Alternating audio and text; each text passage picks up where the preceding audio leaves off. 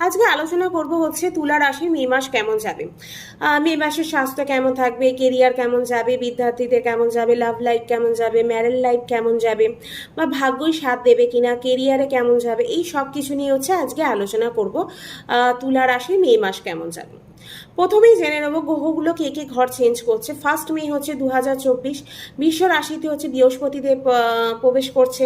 11 মে হচ্ছে বুধ হচ্ছে মেষ রাশিতে প্রবেশ করছে। 14ই মে হচ্ছে সূর্য হচ্ছে বৃষ রাশিতে প্রবেশ করবে। আর 19 মে শুক্র হচ্ছে বৃষ রাশিতে প্রবেশ করবে।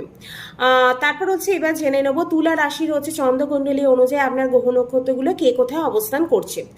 প্রথমেই হচ্ছে পঞ্চম হাউসে আপনার বসে আছে শনি, 6th হাউসে বসে আছে রাহু বুধ মঙ্গল, 7th হাউসে বসে আছে সূর্য শুক্র, 8th হাউসে বসে আছে বৃহস্পতিদেব। এই হচ্ছে বসে আছে। আর তারপর হচ্ছে আপনার